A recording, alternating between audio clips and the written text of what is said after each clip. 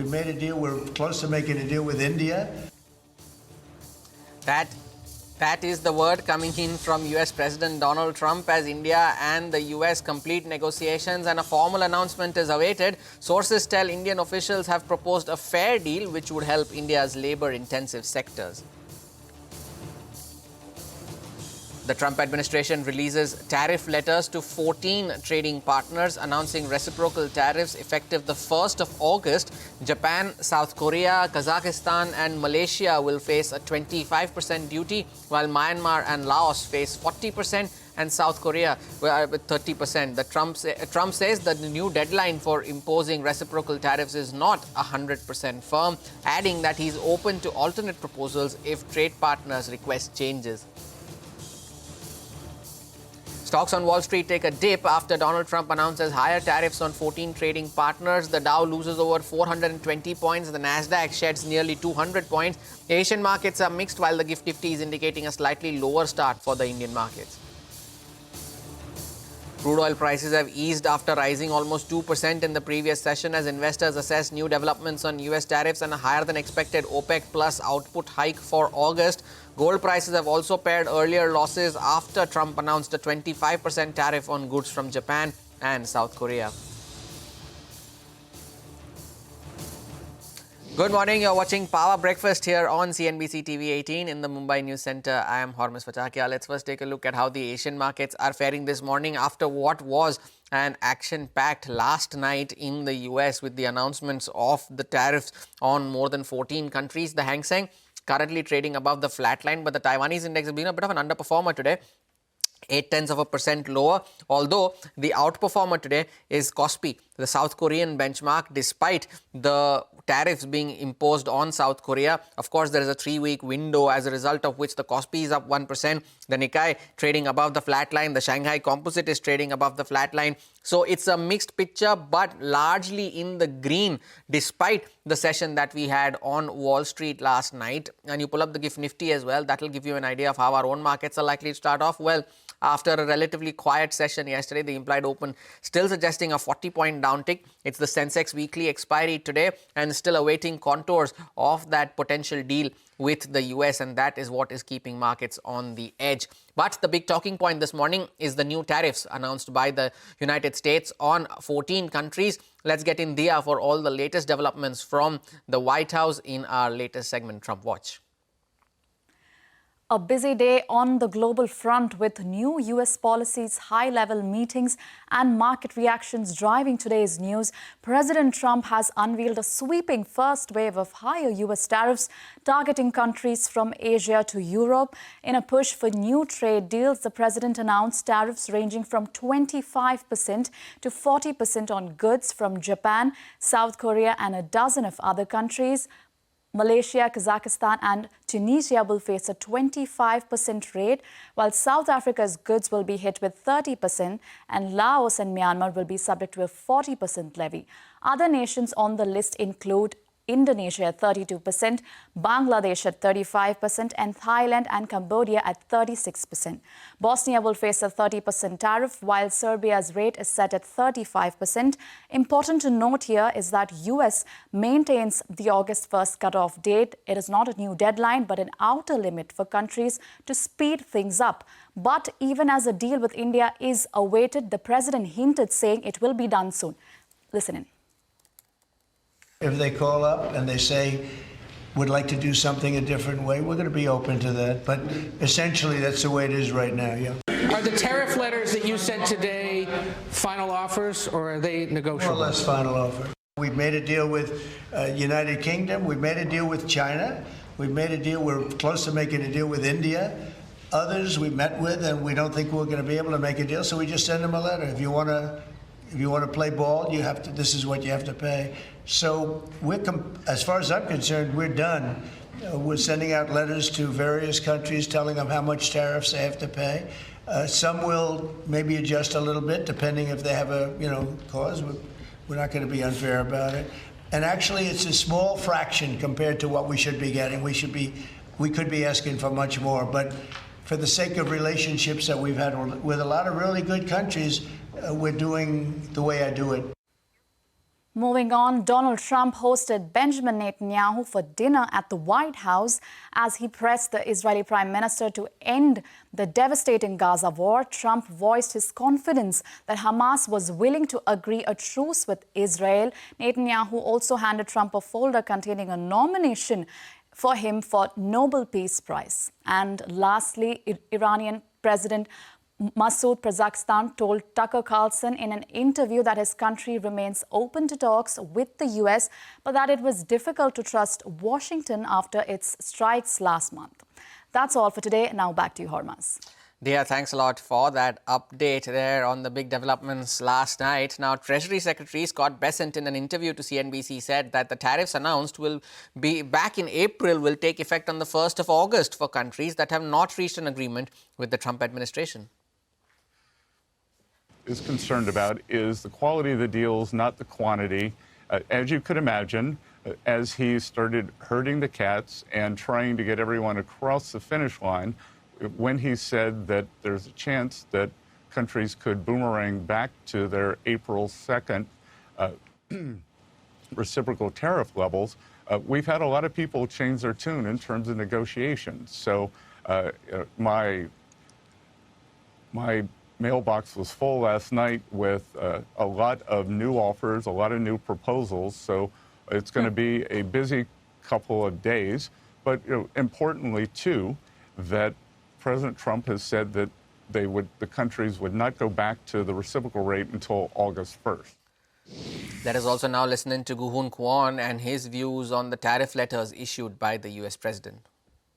Well, I guess market now tend to focus on the August 1st deadline, which means the extension of the current low 10% tariff rate rather than expecting 25 or 20% as written in the letter. So from like Korea point of view, or perhaps Japan as well, they have more time to negotiate with the U.S. In good faith, which could reduce the tariff rate from the renewed the 25%. Well, in the overnight action on Wall Street, the indices ended lower. Now, the Dow Jones fell over 400 points. The Nasdaq was down close to 1%. The S&P 500 also fell almost 0.8%. And there were multiple triggers. Of course, the markets had run up a lot, and both S&P 500 and Nasdaq were trading at record highs.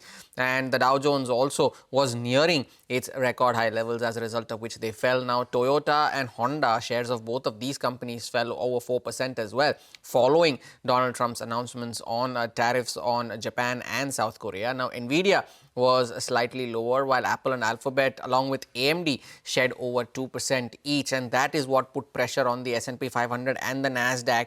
What also put pressure was Tesla.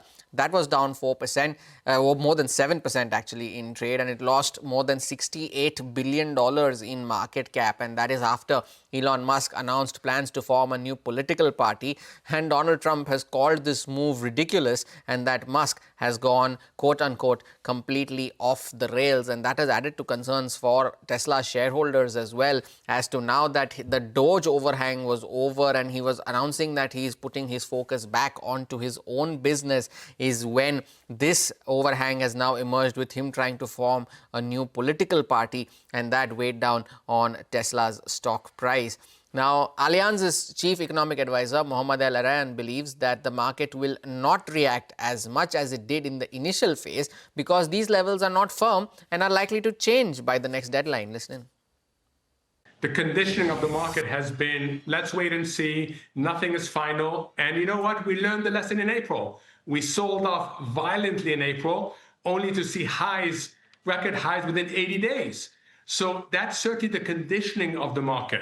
And that's why you're seeing a relatively muted response to what we're hearing today, because what we're hearing today are quite high tariff rates. Let's now also listen in to what sectors and areas are safe from the tariff uncertainty and what sectors are at risk. Here is Jefferies' U.S. equity strategist, Scott Cronert. We continue all in on the AI-related infrastructure spending tailwinds, which we think are pretty visible here, even with the tariff discussions coming in. So we're all in on growth, if you will. Now, where we've been underweight has been areas such as consumer discretionary, staples, industrials and materials. Turns out that those sectors of the market, in our view, are a bit more sensitive to tariffs, the consumer space in particular. And so when we look at these country-specific data points coming in here, we're going to be looking at them through the sector lens. And right now, we're trying to steer a little bit clear from where we've had good runs off the lows, where there's still some tariff uncertainty to be dealt with here. But in the meantime, stay as sort of our guiding force here, where we see these underlying spending tailwinds, which still point us down this growth, mega cap growth, tech, comm services trajectories. So all the global market action from last night. We take a short break, and on the other side, we'll tell you how will all of this impact our own markets. Stay tuned. We'll be right back.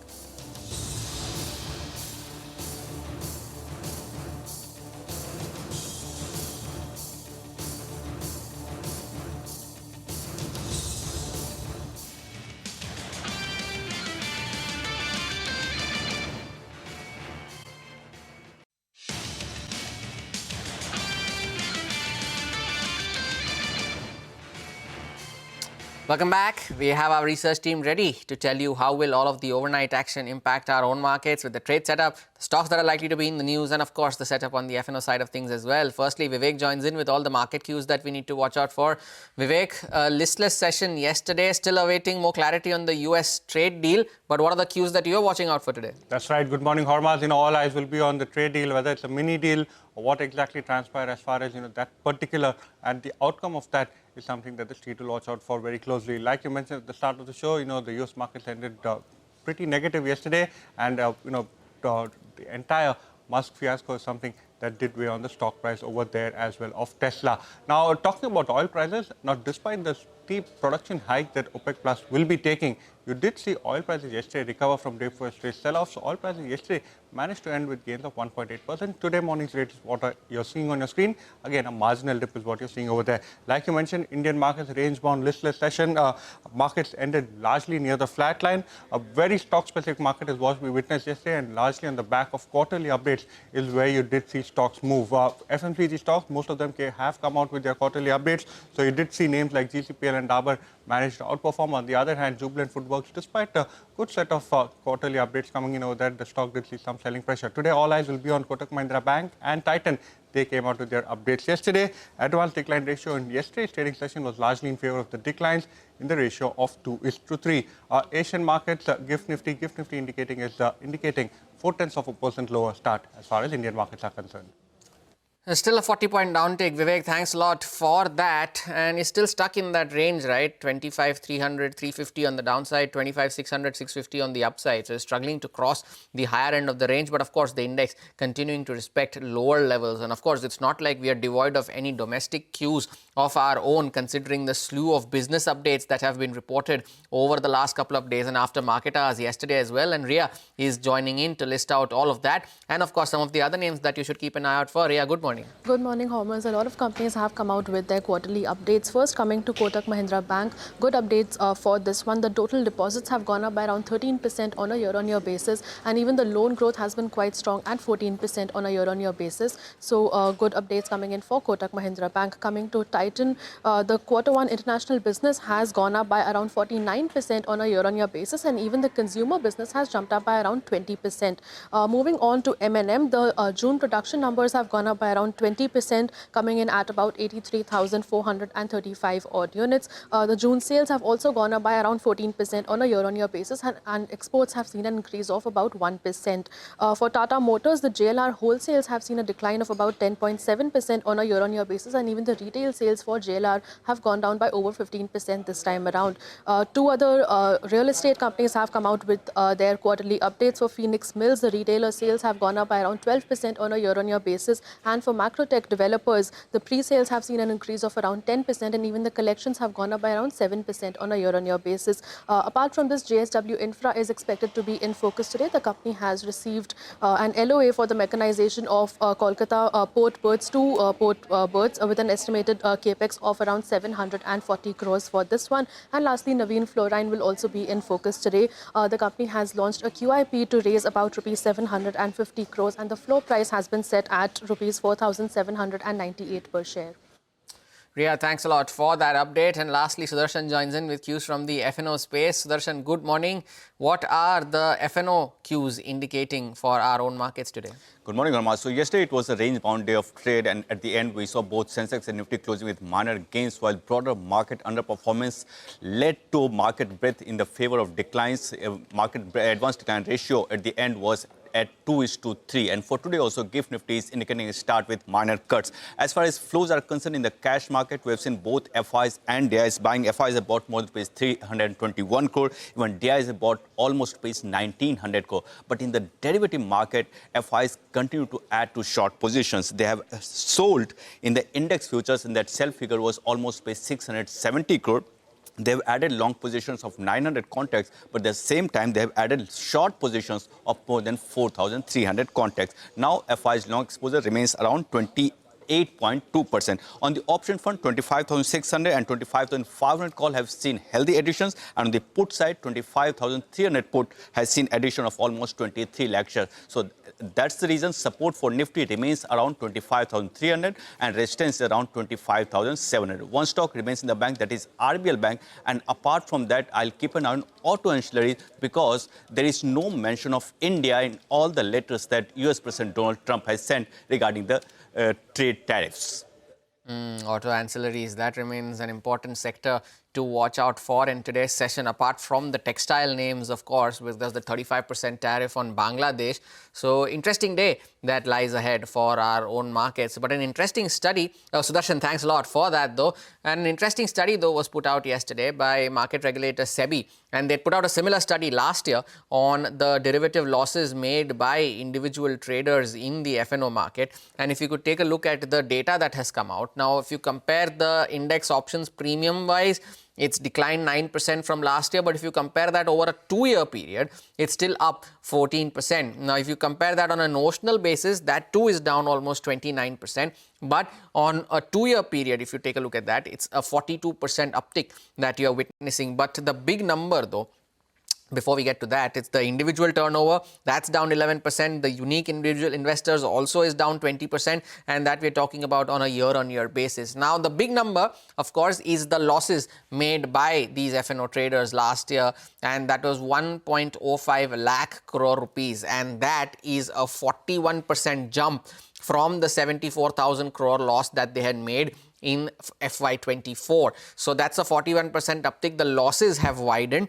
And if you take a look at the loss-making trend also, the number of traders who lose money in the FNO space, that has remained constant. It was 9 out of 10 traders last year as well. It remains the same in FY25, 9 out of 10 traders. That trend of 91% of traders losing money continues to remain consistent over the last 4 years. But if you take a look at the quarterly trend, though, in FY25, you'd observe that between the third and the fourth quarter, the net loss made by the trader has narrowed, and the number of traders also has narrowed. And this is because SEBI attributed this to the slew of measures that they took, almost 7 such measures that they had announced for the FNO market in November of last year. And that has had an impact on this. What has also had an impact is the percentage of loss-making traders.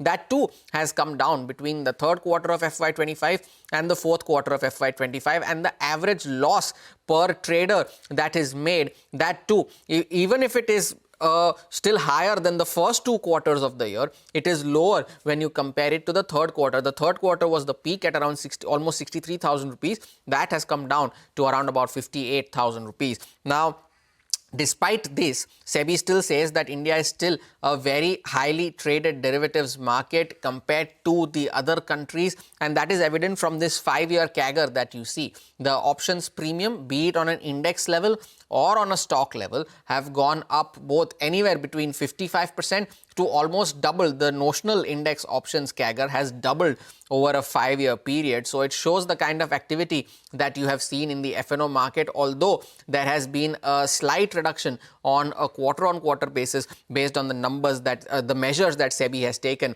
and this has also an impact across the board of trader categories. Now, if you take a look at this, the number of traders with a traded value of less than 10,000 rupees has seen the biggest impact. It's down 30%. You compare this from a December 2024 to a May 2025 period when the measures actually took effect, and that is on a year-on-year basis as well. And even the 10,000 to 1 lakh category and the 1 lakh to 10 lakh category has seen a drop in the number of unique traders by over 20%. The bigger categories, though, is a nominal impact because, of course, the number of traders there too is far lesser, so the proportionate impact is lesser. The 11% drop in the 10 crore plus category, the 10 lakh to 1 crore category is down 14%. The 1 crore to 10 crore, not so much, still a 4% drop. So measures being put in place, and that is showing up in the changes that you're seeing in the F&O market. We'll get you more details as the day goes by. But take a short break here on Power Breakfast. On the other side, cues from the commodities market. Stay tuned.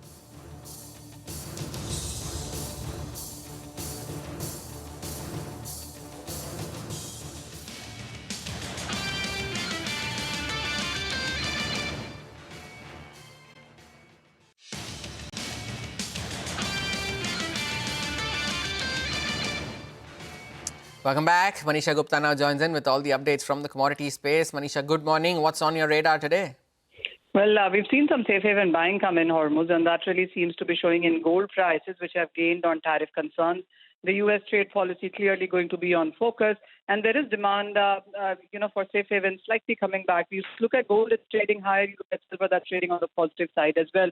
But also what seems to be not working well for the precious metals is the geopolitical tensions in Middle East easing. EU also has signaled closer to the trade agreements that we've seen with the U.S. and China. Reports suggest less restrictive stance on export of rare earths. So that's what's putting cap on the prices as well.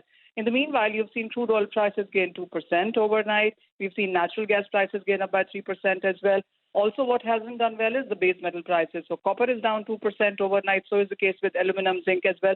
So it's a jittery market, especially with the US dollar index gaining above 97.5. Interesting developments there. Manisha, thank you for that update. We'll keep an eye out on all of these, especially a firming dollar. We call time on this edition of Power Breakfast. From me and the team that put this show together, thank you so much for watching. But don't go anywhere. Bazaar Morning Call on the other side to set you up for today's trade.